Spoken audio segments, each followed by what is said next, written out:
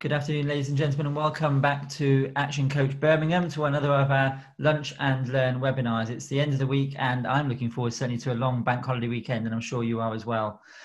Just to want to welcome, first of all, Hope Drew. Welcome, Hope. Good to have you back with us.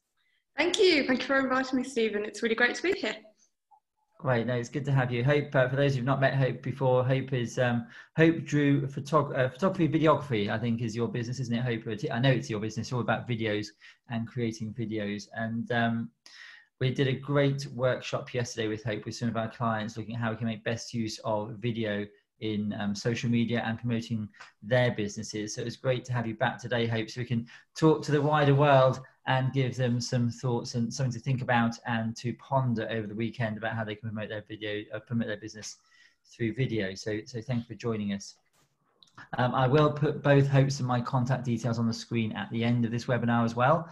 And my colleague Emily, who is listening to us in the background, she will also make sure that our contact details go into the Q&A box as well. If you're listening on Zoom, then please do put any questions, any answers in the chat box, and we'll make sure that they are answered as we go through the webinar. We're also broadcasting live on Facebook. If this is your first time with us on Facebook, please do click like. If it's your second time, please do click love. We love to have a few hearts on our Facebook page. And we'd also love to know whereabouts you are listening from. There's a bit of an internal competition between myself and my colleagues to see how far we can reach. We went out to Vancouver the other day. We've been down to Penzance. So we're not just broadcasting to Birmingham, but further afield, but we are absolutely here to support as many businesses as we can at this difficult time. What are we going to be talking about today? Well, during these uncertain times, many businesses are moving to a more virtual environment, and all, I'm sure you're fully aware of how we're all working and moving online. And it feels like, and I was talking about this to my family the other day, it feels like we've been catapulted forward 10 years. I had my kid's birthday a couple of weeks ago, and we had 3 generations all on Zoom, which I'm sure if we'd mentioned that, even 6 or 8 weeks ago, to say, oh, we'll all be communicating online, that's the way the future goes, it's where we're going to be. People would have just thought, how stupid, how crazy. But that's where we've had to work. That's what's been almost forced upon us. And it's now how we can make the most of that. I'll introduce Action Coach in a bit more detail shortly. But Drew, do you just want to say a bit more about you and your organisation and what you do? Yeah, brilliant. Not Drew, Hope, yeah. That's fine. Funny enough, a common mistake. So I'm Hope. Because I was looking at your name on my screen, and I'm concentrating on what I'm talking about, and then sorry, my apologies. But carry on. So my name's Hope Drew, and I'm a freelance videographer, and I run my own business, and I help other businesses to promote themselves, their services, their products through video, whether that's for external promotions such as websites or social media. At the moment, during COVID, I've adapted my business actually to be able to also hold webinars and help you be able to make content yourself from your own home. Brilliant. Thanks, Hope. And we've met a number of times before, obviously in person, but you came onto one of our Profit Club networking group the other day. And what really struck me about your contribution on that evening was how you've pivoted your market from going out, your business from going out and seeing people face to face using video to actually working with them where they can do some of the work themselves and you can guide them through the process. So I think a really great example of how you've pivoted your own business and your own marketing and adapted that going forward. So I'm sure much of what I'm going to say will resonate with you, and please do chip in and ask the questions and give your comments and feedback as we go through. If this is your first time with Action Coach, just very briefly to say who we are. So we're part of the Action Coach Birmingham is part of the world's #1 business coaching firm. We've got more than 1,000 coaching offices in 80 countries. And just as an anecdotal comment, I met Brad Sugars, who is our founder and owner, in February. And I said to him, Brad, it's great we're in 80 countries. How big do you want us to be? And without any hesitation, he said, Steve, I want to be in 109 countries. And I thought, why 109, Brad? That's an odd number to think of. And he said, because McDonald's is in 108. So he's got this really clear vision for Action Coach to create world abundance through business re-education. It's all about how we can support and guide business owners to get the very best out of their business, to make that dream become a reality. We all set our businesses up not because we wanted to work 90 hours a week, but because we wanted to do something, to create something that we could then perhaps pass on to a future generation or sell and see the equity and the fruits of our labor in the future and perhaps have a lifestyle that we're aspiring to. So it's about helping you as a business owner make those dreams become a reality and help you to work on your business, not just be working in your business every single day. In terms of what you can expect from either myself or Hope today, I hope you'll have a light bulb moment. And that's not the staging lights for your video, but actually a light bulb in your mind, and thinking about, the information you're hearing. And hopefully you'll have what we call in Action Coach a BFO. That is a blinding flash of the obvious. And that's where bits of information that you've probably heard before suddenly come together and are connected in your mind. And you think, yes, that's making sense now. Or if Hope's talking, I'm sure you'll think, oh yes, what she's saying makes absolute sense. I could try that. I could go and do that. You'll have that light bulb moment and have something from today's webinar that you can take away and put into action in your own business. It's been a challenging time, and I'm sure, Hope, you would agree, it's been a really challenging time. None of us expected to go into lockdown. Has it been 8 weeks, I think, hasn't it? 9 weeks? I think we're into week 9, I think. Yeah. It's all It's all sorts of merged into one, doesn't it? Yeah, I think we're on the same page. And it's also really hard for, not just for us as business owners, but for our staff, our suppliers, our customers. It's been a challenging time. And also from a very personal perspective, we're all finding, I'm sure, lockdown, getting a bit tedious now. We want to get it back out there, see our friends, see our families, and get back to our businesses and get them up and running. And at Action Coach, we took the journey that we thought we were going to be on in terms of the journey ahead and broke it down into some key stages, which you can see on the screen. And when we first went into lockdown, it was all about looking after your staff, making sure you've got the right mindset yourself, and thinking about the government assistance and what you could do to your business to make sure it stayed, you could keep it going and keep it afloat, and also making some decisions about which parts of your business you might want to mothball. But then as lockdown sort of got going, we then start thinking about this phase 2, training. How can we make best use of this time now as business owners to work on our business? Thinking about the vision, the mission, thinking about our products, our marketing strategies. And we're going to talk a lot more about marketing today. And those of you who are quite astute will notice and seen this slide before that I've now got 2 stars on my slides, because there are business owners out there right now that are still very much in lockdown mode or in training and reevaluation of their business mode. But there are some business owners, depending on what industry you're on, which may now start to be thinking about going back into the workplace, getting their business warmed up, ready for the marketplace going forwards, depending on what industry. And I'm thinking now very much about the construction industry, for example. They are one of the first ones to be going back into the workplace, whereas the corporate entertainment, hospitality industry is going to be much further behind. So depending on what industry you are in, you'll be at a different place on this journey right now.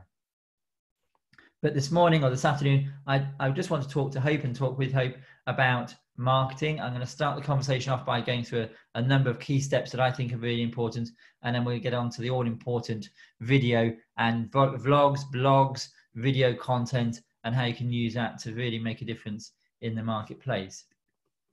But the starting point I think for any business right now is to think about your marketing strategy and to think about how you are, the messages that you're giving out to your consumers, to your potential prospects at the moment. And it's really important right now to think about how you can enhance your customer experience, how you can really make sure that you hold on to those customers that you've got.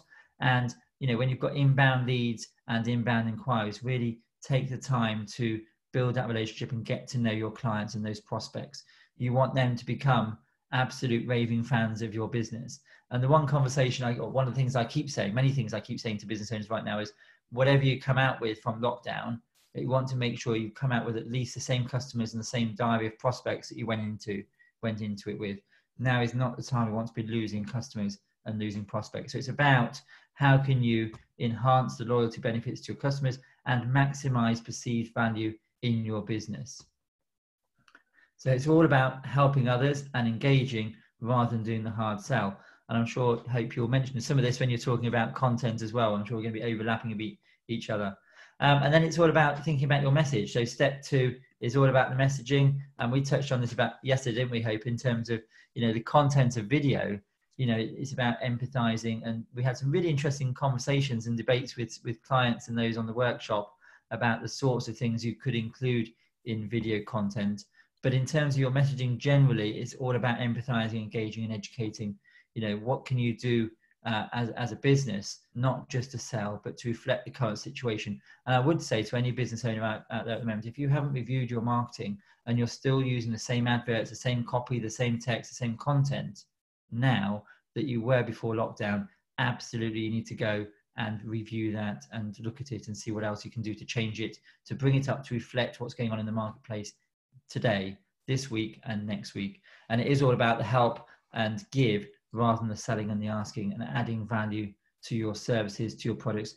And some examples of that, think about your website. So think about what content is on your website. Are there fact sheets? Is there information about your products? One of the key things I've been saying to many business owners right now, and the example I've got myself is I need to buy a lawnmower. I've bought a new house down here in Kent. I haven't got any lawn, but I need to buy a lawnmower. So I've been using this time to research B&Q, Screwfix, you name all the big retailers who sell lawnmowers. I've been going on and looking at all the facts and features of lawnmowers. I've got time to research the products I want to buy. And it's the same for your customers, your prospects out there. They'll be doing their due diligence. They'll be researching your organization and researching you and looking at your competitors. So it's how you can make yourself stand out of the crowd and really shift the message and make sure you've got up-to-date content that's really relevant and really going to attract those potential new customers. So I've touched on it slightly here, and I'm going to sort of whistle through some of these slides because I want to get on to videos and vlogs. But it is really important to make sure you update your website. And we've got a webinar coming up in 10 days time on SEO and websites with a guy called Ed Jones from Genius Creative, and he's going to talk in a lot more detail. This is his bread and butter.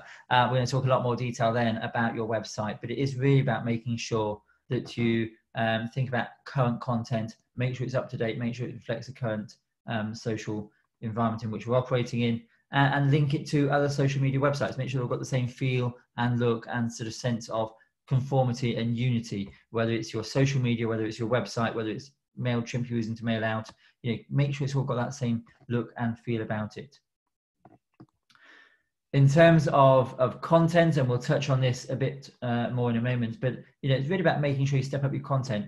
If you can, make sure you have a regular vlog or a regular blog on your website. That's a great way and one of the simplest ways to increase your Google rankings. And a little tip I learned from another guest host we had a few weeks ago is when you go onto Google and search for something. So for example, if I was to search for business planning, Google will tell me what else people are searching for. And there is an instant list of content for your vlogs, for your blogs, for your website to write about. So think about, the current issues, the current content that people are looking for on Google, and, write about it. And we've got there live interviews, live videos. We'll come on to that in a moment, I'm sure. Hosting webinars as I'm doing today on our website, and looking how you can leverage that time by broadcasting on Facebook, which is, again, is what we're doing today. I'm using the same hour to not only broadcast on Zoom, I'm broadcasting on other platforms to leverage and to reach out to further prospects. And also share checklists, tip sheets, etc. on your website as well. But really, it's, in terms of content, it's remembering to stick to this key formula. Make sure it's entertaining, inspiring, educational, informative, and opens a dialogue. Make use of polls and charts and ask questions. It was really interesting. Hope, we had a conversation yesterday, didn't we, about comedy and humor and how it could easily go both ways. And I think the point you made, I'm sure it was you, Hope, that made it, is about thinking about your brand and your reputation and what image you want to say. But do you want to say any more about that, Hope? No, definitely. It's an interesting one when you're choosing your angle, particularly when it comes to humour and entertaining people. It's thinking about actually who is your target audience, who is your customer here, who are you appealing to, and actually thinking from their perspective, actually, how do you want your brand to be represented? How do you want them to perceive and look at you? And that's kind of when you can see, well, maybe what would humour work for me? Can I do that? Well, how will it be received? Because ultimately it's always about what you want your potential customer to, how you want them to see you. Yeah, I think, did you use the example yesterday with lawyer or solicitors, wasn't it? They may not necessarily go down the humorous line, but yeah, they might want to, well, it depends. There might be some different sort of lawyers out there, but stereotypically, traditionally, they usually like to go down that traditional route because it's quite a serious topic what they're dealing with. So actually they want to be seen as being quite serious. Absolutely. And just in terms of content, whilst we've got you with us, Hope, in terms of video content, is there any sort of particular tricks of the trade or things that in your experience in the past have worked better than others for videos? Well, I think when you're looking at it more from a perspective of videos where you're putting out on your social media, so it's kind of there to help alongside what you might put on a website which promotes your service or product. So these are social media videos. Actually going down the more personal route, telling a story, allowing somebody to actually see you and learn more behind the business or what you're doing or why, and sharing knowledge. Those are the things, putting out that type of content through video is really impactful and makes a massive difference, because ultimately people do business with people. And as you said, when you're looking for a lawnmower and you go to Screwfix and B&Q, everyone does send due diligence going through those things. And actually when they come across a company where actually you can see a bit more about who the people are potentially be working with, they're more inclined to actually go to you than just, oh, it's somebody who can print a sign or make a lawnmower. I don't want to go on about lawnmowers for too long, but it's interesting. I've just had one of those light bulb moments myself. You know, when I've been reflecting on some of the websites I've gone to look at to do my research, actually what I've loved doing, because I can't get out to the shops, you can go to B&Q now, but actually I don't like the idea of queuing and getting in and they haven't got the product in stock. So actually going to a website and where they've got a video and I can see somebody using it, I can see somebody's thoughts, perhaps an online review of the product, you know, has been really interesting, particularly at the moment as we can't get out and see products ourselves. And I guess we're going to be seeing a lot more of that over the coming weeks and months. Definitely. It's, as I say, it's adding more of an experience, that it gives you more information so you can make that informed decision. But it also gives you a really good feel about actually, if you went to that website and that seller gave you all that information and you were able to engage with it and watch it, actually you'll probably more likely buy it from them as well, because you'll say, oh, they're the people who helped me, they're the people who actually I want to work with. And if, say, it's a product, if something happened, you probably feel like you trust them more, but actually you can engage and communicate with them than this just blanket, here's a logo and it's some hidden brand. Absolutely. And again, another light bulb moment for me and going off. I've got all these ideas in my head, Hope, but and not just reviewing the product, but then tying it in with the supplier. So the business that's, you know, because you may well have a product that you and everybody else is selling, but so, you know, by all means review the product, but then talk, you know, if you can, somebody can do a testimonial or review of you as a business. I bought this lawnmower from XYZ garden center and the service was excellent. They delivered it within 3 working days. You know, it's that sort of bit that differentiates that business out with the same product from another business as well. And that's so much easier to get across in video, isn't it? Definitely. So testimonials, most people recognize that actually that reviews, testimonials are really important to have, because people will trust other people's opinions, and it's kind of like it's a reassuring bit that somebody else has had this experience and that's what they've got from it.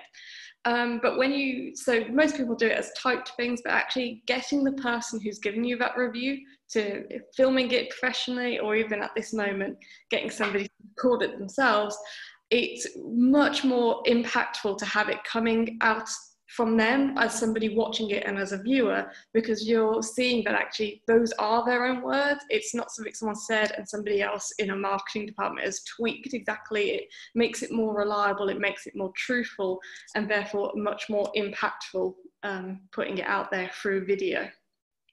Brilliant. And I think, yeah, absolutely agree with everything you're saying. And I think, you know, from this slide, you know, just think about the content, whether it is a video or whether it's something else on your website and your social media posts, etc. You know, try and make sure it always ticks one of these 5 points. You know, is it entertaining, or is it something that's going to inspire somebody? Is it going to educate the buyer? Is it going to inform the buyer in some way about your company and the services you can give, or opening a dialogue? And that last one is the one that people often miss the most. You know, sort of put a poll on social media, you know, ask a question, get somebody's feedback is a really good one to do.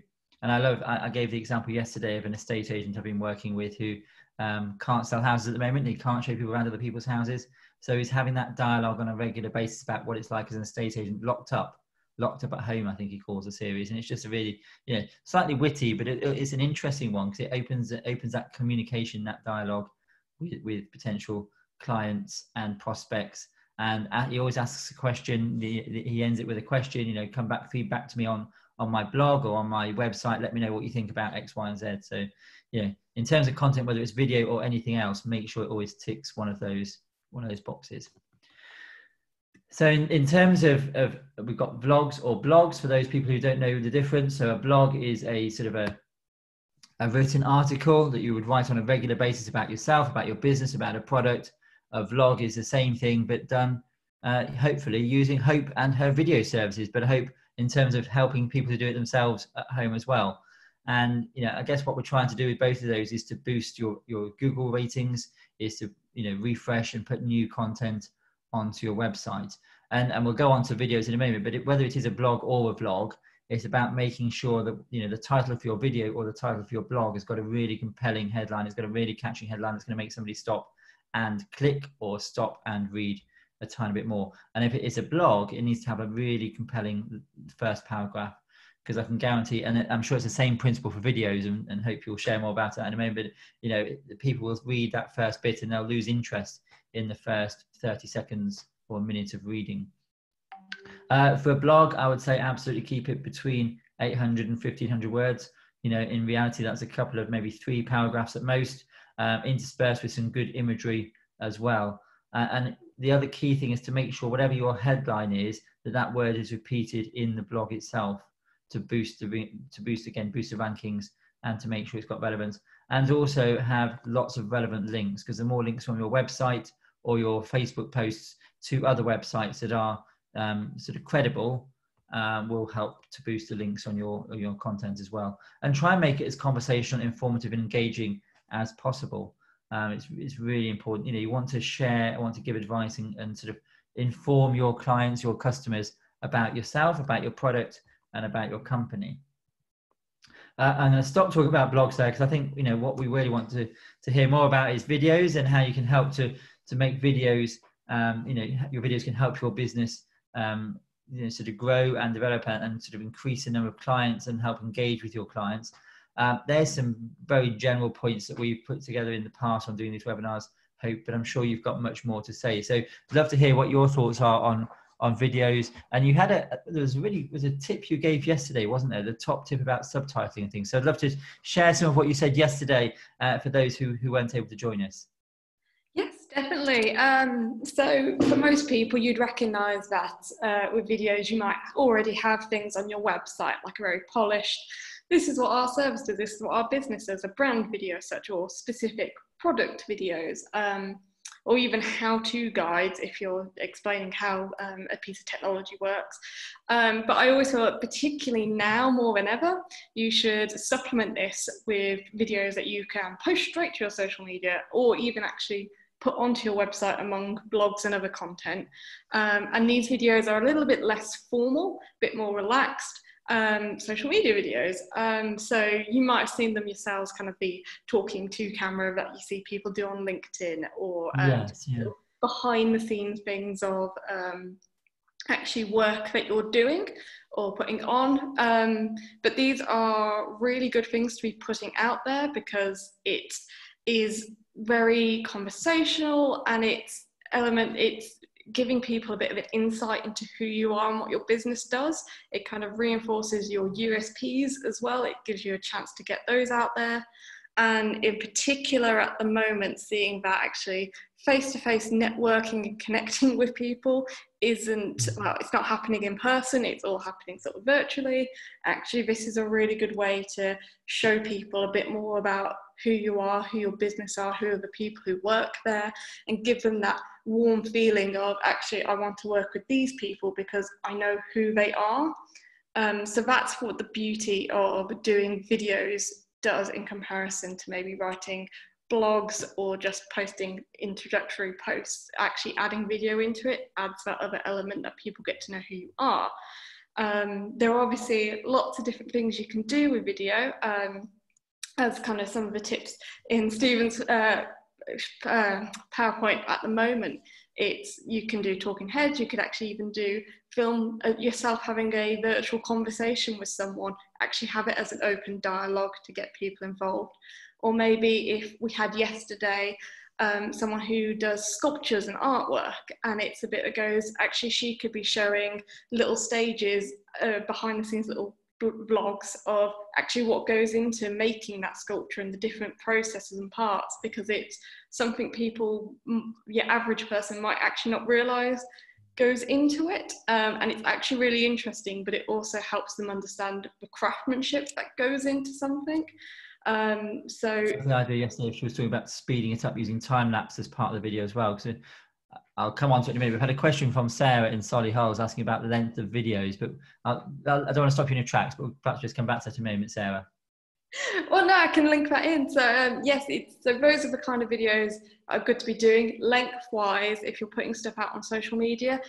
Similarly to your blogs, you don't want it to be overly long, because people don't have the longest attention span. You're grabbing them quite quickly. So you tend to want to go between the 1 minute 30, 2 minute mark for sort of, if you're going to put it on social media. Obviously, there are certain apps such as TikTok or Instagram stories where it's a little bit different, because you do shorter form content, but then what you're putting out on there is, again, it's a slightly different perspective of what you want to achieve. They're more about live instant updates, whereas more crafted videos you've done yourself for your LinkedIn's, your Facebooks, or putting on your website, they're less on spur of the moment live, they're a bit more planned out. The other thing I'd add to that, Sarah, if you, I'm sure you're still listening, is as Hope has said, 1.5 minutes, 2 minutes. But the key thing is, I think, it may be slightly different depending on your audience, and to test and measure. So start off with a video for 1.5 minutes, put it on Facebook, see what engagement you get, and then try a 2 minute one and see if that gets better engagement. And just, not just with videos, but everything in your marketing, keep testing and measuring, and just see what works best for you in your industry and with your marketplace.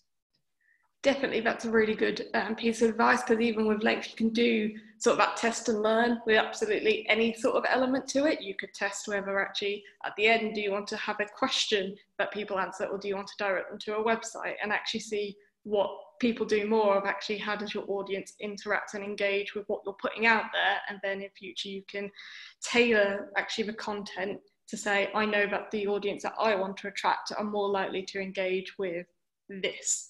But one example of actually trying to boost engagement from my own experience of sort of testing and learning is subtitles and putting those onto videos. It's a mixture. Some people do it and some people don't. I've personally learned myself that actually putting subtitles onto videos is a really good thing for engagement. Actually, not only are you ensuring that your video can be accessed by all people, so anybody who's hard of hearing can actually be able to watch your content fully. That's really important. But second of all, with how people go through social media these days, a lot of them don't actually listen with the sound on, and they'll just scroll through. And if, say, you've got a video where it's just you talking to camera, if they can't figure out what you're saying instantly without opening it and hearing the sound, they're more likely just to scroll past, because actually you haven't grabbed their attention. So actually putting subtitles on helps them to instantly see, oh, what's that introductory hook that catches them, and actually they'll stay and watch the rest of it. But I only learned that through test and learn, in terms of actually posting something without, posting something with, and seeing a difference in actually how many people engaged with it. I think we've all watched a sneaky video at work, haven't we, on Facebook or on a website somewhere. And if you've got the subtitles, you can get what you need to get from that video without disturbing people in the office. Or if you're, I think you said yesterday, if you're on a bus or something like that, in a public place, you don't necessarily want the video sound up fully. So it's really vital it's a good learning point actually for everybody. Anything else you want? There's a couple more questions, Hope. I don't know if somebody's asked about which type of video to use. I don't think they're referring back to Betamax and VHS when I was a kid, but what kind of video to use? Is that something you can? I'm not quite sure. It's Paul in Birmingham. I'm not quite sure what he means, but any thoughts, Sarah? Hope. Type of video to use. That's interesting. I'm going to cover a couple of things, and hopefully one of them will respond to what he says. Yeah, Paul, if you want to have more detail in your question, please do. But Hope, take it away and see how you can answer that one. Type-wise, so first of all, if you're looking at type, do you need what you're filming on. You can use your phones, will do perfectly fine. If you have a camera, use a camera, but your phones these days can produce pretty good video.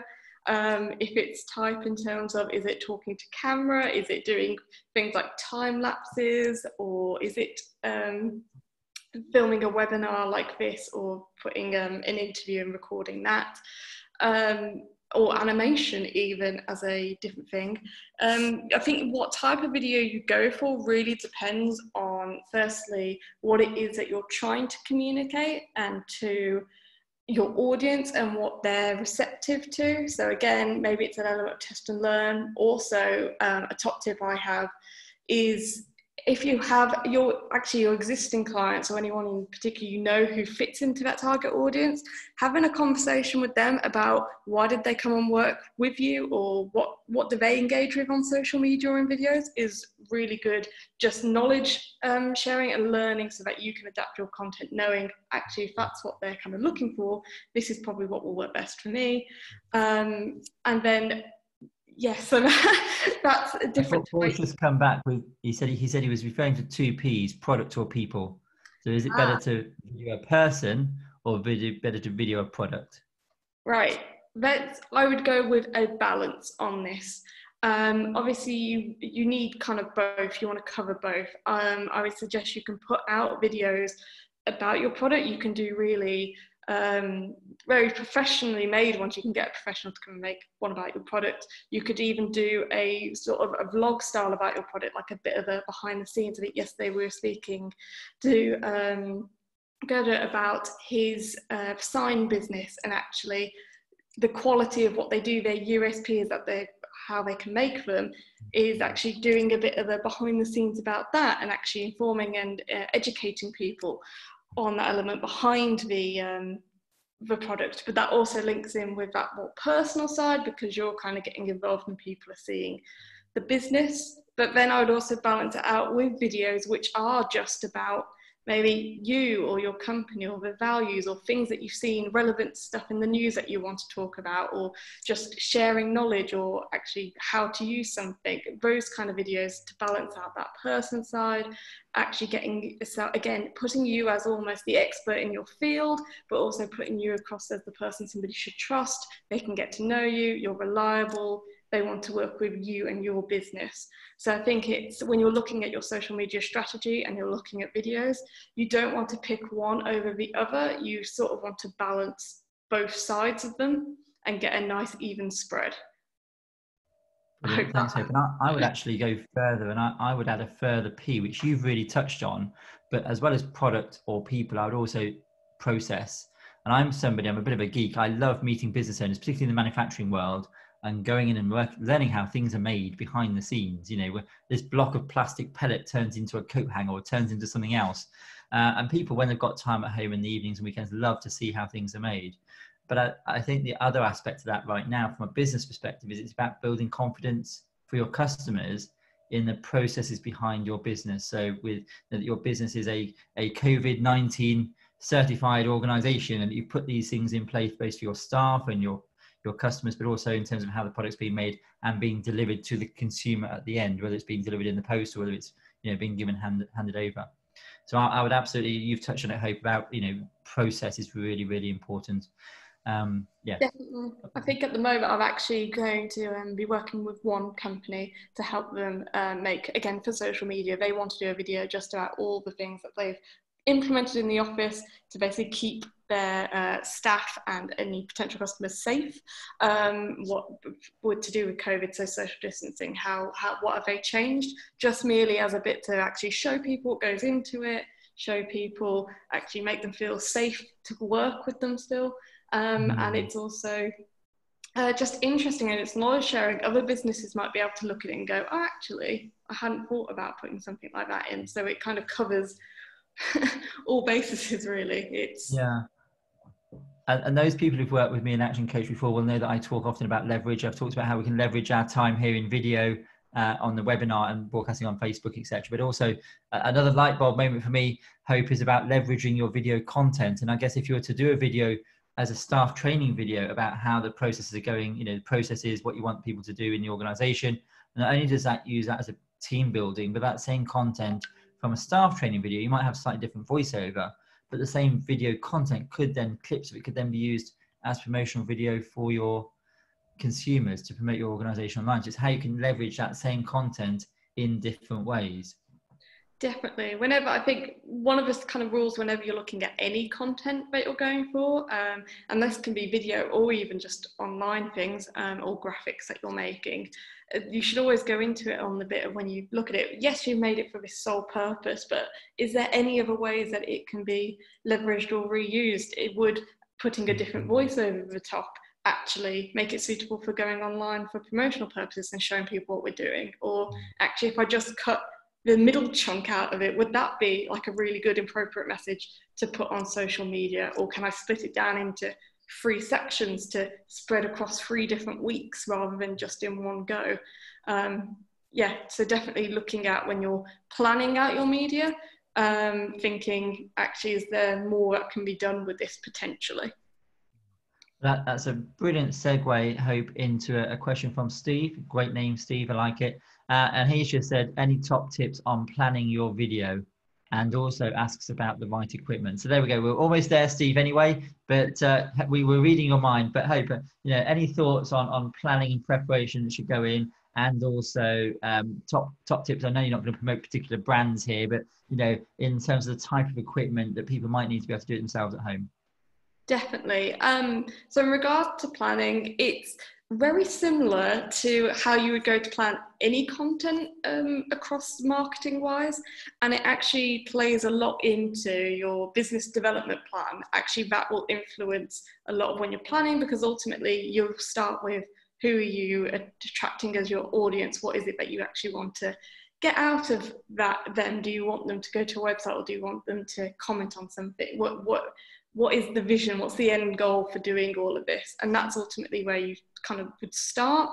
And then following that into a plan, when you know kind of what content you might want to put out there, I'd always suggest never scripting a video, because social media videos or things, you want them to be conversational and relaxed. And as soon as you start reading a script, those kind of feelings kind of go out the window, unless you're a professional actor, which then that's fine. But so I'd always suggest just bullet pointing out kind of what it is, what are the key messages that you want to get across. Usually kind of go for about 2 or 3. Don't try and put 11 key messages in, because that will be overwhelming. And think about sort of what that introductory hook will be and what that call to action at the end will be. And from that, that's kind of your structure and your plan into what you want to say. And then I'd go with filming it, thinking, actually, am I going to film it to camera? Am I going to film cutaway shots of what's happening where I'm working? Or if it's a manufacturing process, am I going to film how this thing's made? Plan it, think actually based on what you want to say, what is it that you need to film that will reinforce visually that point? And then for filming wise on equipment, realistically, you can go from anything from using just for social media purposes, your mobile phone, up until DSLR cameras, if that's what you have and that's what you're comfortable with. I'd always recommend going with what you're comfortable with using. It's so much more important to be comfortable and come across that way than to try something really quite advanced and not quite do it right. Take time to learn that separately before you start kind of posting that. Most people know how to use their mobile phone, so that's a good starting point to use your phone. And you kind of can learn and then progress up rather than going kind of diving in at the deep end. So phones will do.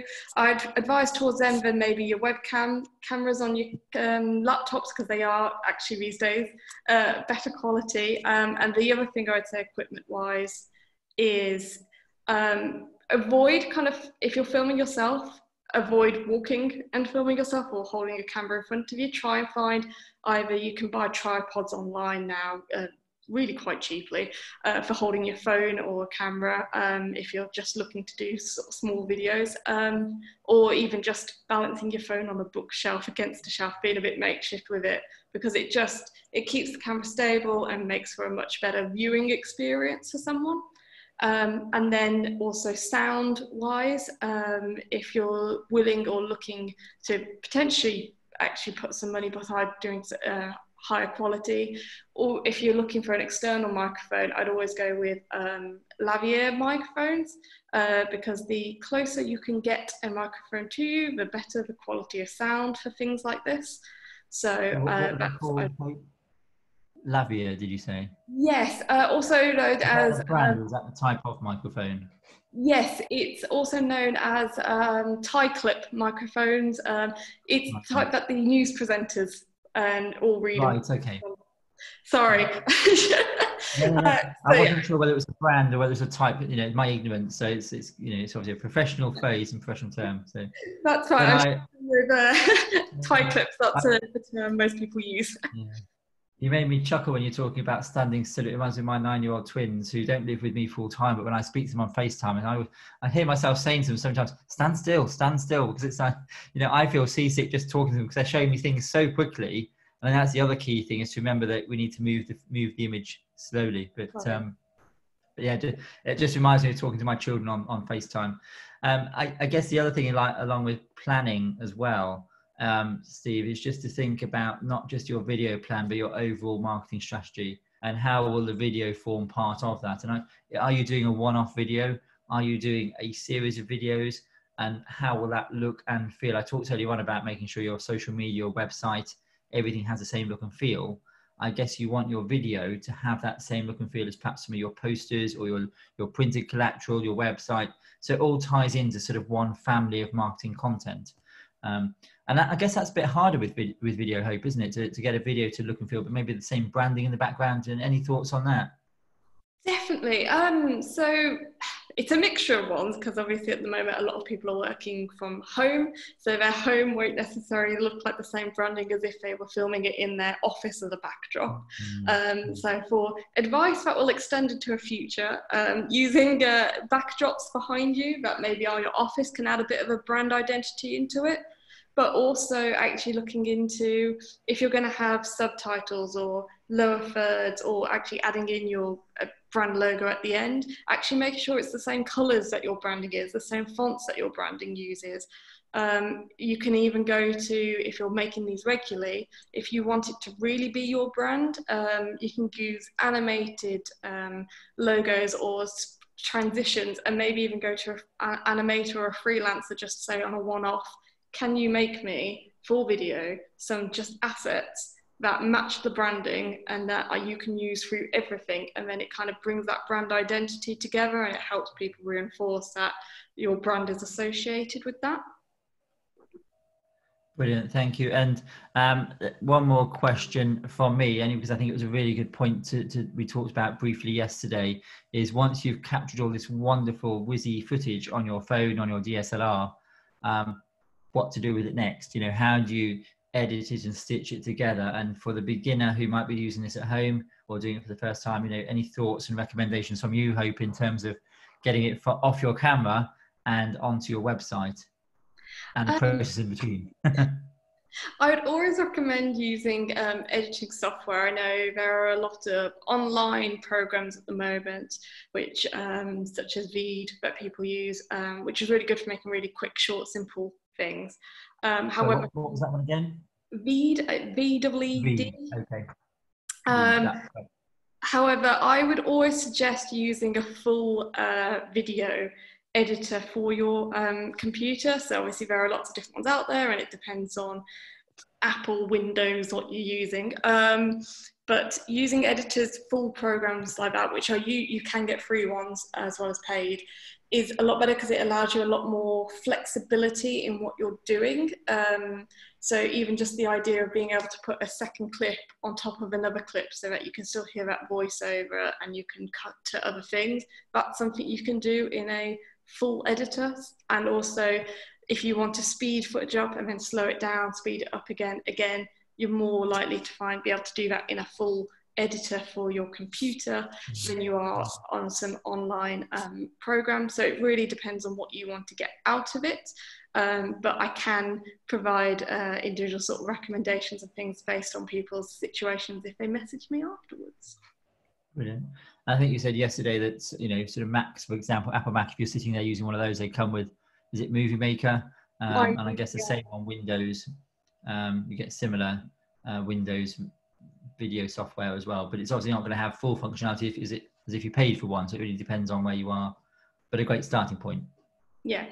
In taking the Apple Mac one, for example, that's iMovie's got quite a lot of functionality into it. So it's not quite the level of if you were getting a professional video made. The paid versions have a lot more functionality, but for what you'd be making for social media stuff, things like iMovie has all the functionality that you need. Brilliant. Thank you. And paid for, as we said yesterday, in the price of a Mac probably, but we're not here to, I'm not going to sit here and promote one brand over the other, but yeah, I mean, I think starting off with something free if you can, and then moving on to something paid for. Brilliant. Well, I'm going to carry on, Hope, but I'm sure there might be one or two more questions that will float in from people who are listening as we carry on. But it's, you know, I really think it is important to think about how you can use video now more than ever to promote your business, to promote your products. I think the other thing we touched on yesterday was about, you know, many business owners where it is a service, it's all very much based around the person. So if you're we talked about this earlier on, but if you're a photographer, if you are an artist, if you're perhaps a virtual assistant, a lot of your services are based around you, and it's a good way to get you into the story. You know, people can learn about you and your organization. Definitely. As you said, so yes, there's nothing tangible to actually kind of say as this is the product what you'll be looking at. Actually, a service you're selling yourself almost. So actually putting yourself in those videos and putting yourself out as social media is a good angle to go down. And absolutely, if it is a service rather than a product you're selling, even more important to start thinking about how you can get some testimonials, some feedback from your clients, even if you have got a product as well, but even more so if you've got a service, feedback from people who are already using you or have used you in the past, absolutely invaluable in terms of getting that onto video and sharing that across your different platforms.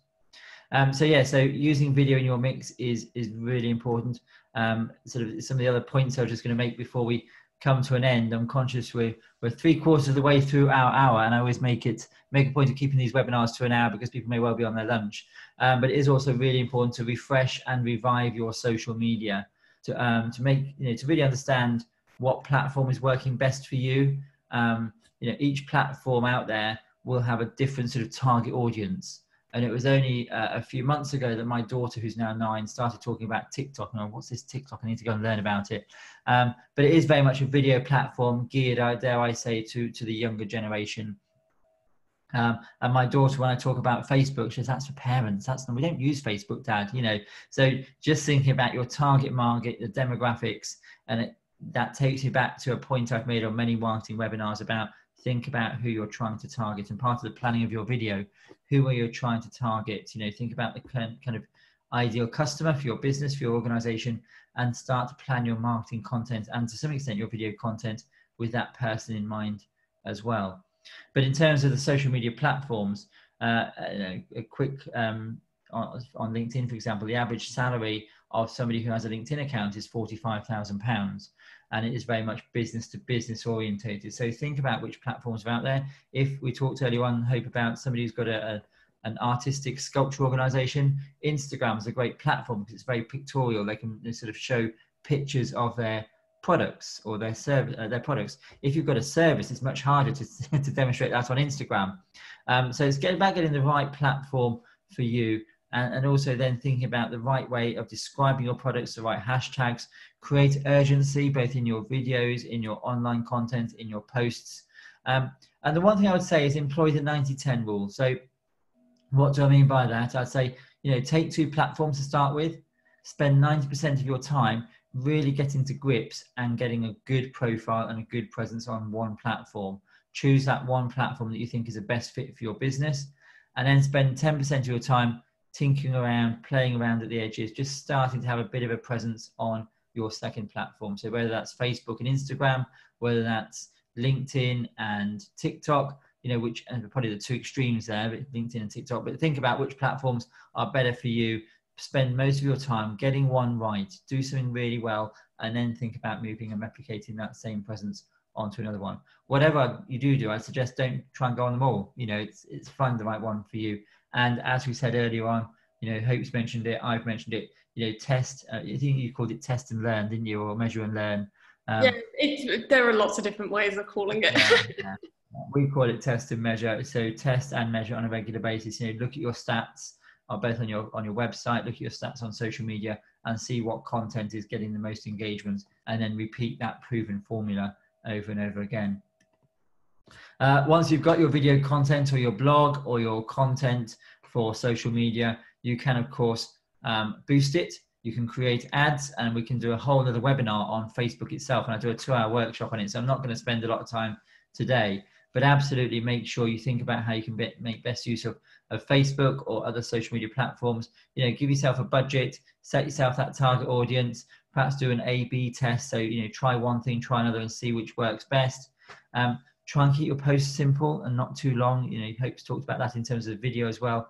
Keep your messaging really clear, really simple. Don't have, as Hope said, 11 bullet points in one video. Think of yourself as doing a presentation.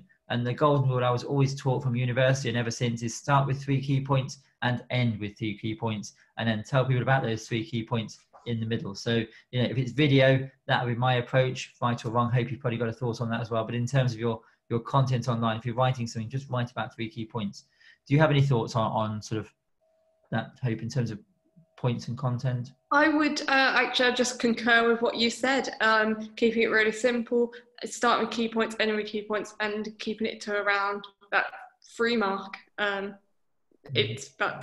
agree. Good. It's good to know we're on the same page. That's great. And I guess the other thing is, whether it's video or imagery on your website, on social media, try and have something else that goes alongside it. So if you're producing a video, it's great to have a blog that goes alongside it. Maybe it's a blog of making the video. Maybe it's something else that goes alongside that. If you've got a particular campaign or promotion going on at the moment, have a video that complements it, or vice versa.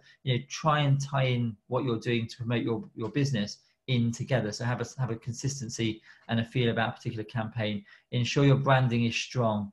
And also you can track on Facebook and other social media platforms, through the Ad Center dashboard, how your adverts are doing, so you can keep track and testing and measuring. Because what we're trying to do through our marketing, whether it's using, whether we're making phone calls out, whether we're using Eventbrite, MailChimp, whether we're putting videos on social media, ultimately we're trying to get some sort of response from potential clients. We want them to come back to us and engage with us, so we can start to build a database of potential clients and prospects going forwards.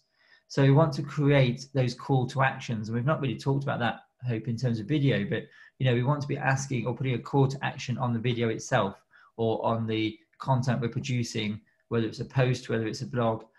Ask somebody to do something as a result. Otherwise, we're, I guess, in something, unless it's an informational video for training your staff or something else, but we want there to be a call to action somewhere, or a question or something that helps to stimulate that engagement, so that some people do something as a result. In terms of video, Hope, is there any better ways of doing that? I would always say, with whatever content you're putting it out, especially if you're putting it out online for people to see, should always end with a call to action. But depending on what content you're doing, you can keep it as simple as, if you're just asking a question, so you get people to reply in the comments, and although that doesn't necessarily give you all their details in their email and to build a database, it allows you to start connecting with people a bit more.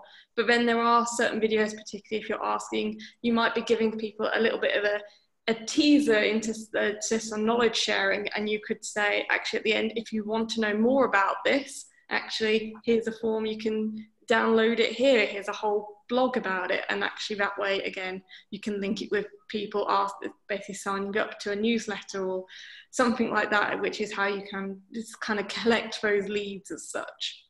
Yeah, brilliant. Yeah, I think the call to action is so important.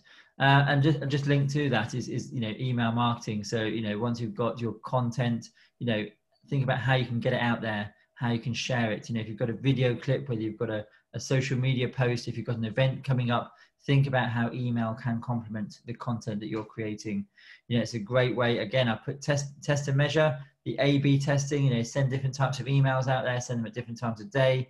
You might get different click rates with different content. You might get different click rates. So it's about testing and measure, but use really meaningful metrics, and try and personalize as much of the emails when you're sending it out. So if you're sending an email with a video clip, dear Hope, I hope you find this, or, we're wanting to write to you today. Try and personalize, not just the name, but the industry. So if you're targeting a particular kind of industry or a particular kind of client, try and personalize your letter, your email, the content you're sending out as much as possible.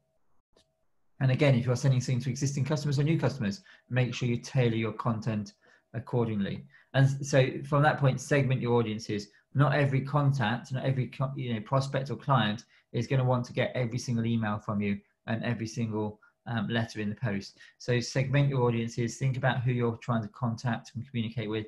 It goes back to those personas that we talked about earlier on in this webinar. Who is your ideal customer? You may have 2 or 3 different ideal customers. You may have to do people in different processes on your sales and engagement strategy. So think about who you're communicating with, what stage of the sales process they're at, or engagement process, and communicate with them accordingly. But most of all, that last bullet point, and we've just touched on that in terms of the call to action, make it really clear who you are and what you want. I've seen so many posts, videos, emails I get that don't make it clear what they're actually asking and what they're actually, why they're contacting me. Make it really clear. And also at the moment, I get so many emails saying, we're here for you, we're looking after you, this is what we're doing in our organization, this is the journey we're on. At the moment, emailing people, contacting people in that way, using video, using other messaging is a great way just to take people on that journey. And whatever else you don't do, absolutely make sure you continue to communicate with your customers. There's going to come a time in the near future where clients are going to start to get more confident about spending their money. Consumers want to start spending the money. I go back to my lawnmower. I haven't bought it yet, but there's going to come a time very shortly where I want to start investing. I start to feel confident again about the economy and want to go back into shops and places to buy and to spend my money. And so it's making sure that you're using your marketing, whether it's video, email, or anything else, to make yourself stand out from the crowd, to make sure people know that you're still there in business and wanting to do business with somebody else. And going on to that call to action at the end, I'm just going to finish off by talking very briefly about landing pages. So whether it's an email address or a website you give out at the end of your video, whether it's something you give out at the end of an email, it's got to take them back to a really clear landing page on your website that reflects the content you've just put out there. So if you've just done a video about, I don't know, a particular product or the processes you're putting in place in your organization, take them to a landing page that is all about that on your website. Don't just take them to your homepage of your website. Create a landing page that really reflects what the content of your video or the content of your marketing at that moment. So it sort of all ties in together. I'm conscious of time and it's 13:58, so I'm probably going to leave it there in terms of, I could talk a bit more about Google AdWords, but we've got a webinar all about that next week. What I just want to do, we've had Julie just ask a question of Hope. Hope, before you go, what are your top 3 tips for the amateur person wanting to put a video together? So I think it's a really good place to finish, just to ask you what your top 3 tips would be. And you may well have already covered them, but feel free to emphasize something you've already said or something else. Oh, that's very hard to nail it down to 3, but I'd say top 3 are, first of all, planning.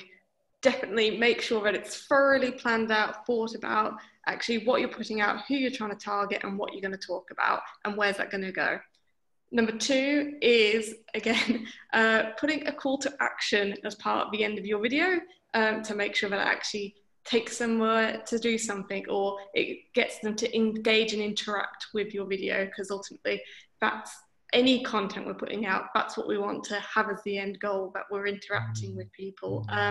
And thirdly, I'm still going to go with putting subtitles on, because the amount of video I skip past when I'm on social media because they don't have subtitles on is ridiculous. So I feel people are really missing out by not doing that. So those are going to be my top 3 tips, I think. Brilliant. Thank you, Hope. And my top tip, I'm only going to give one. I've said it time and again, and Hope has said it time and again through this webinar today. Whatever you do, whatever your video says, whatever you're filming, whatever content you're putting out there, test and measure.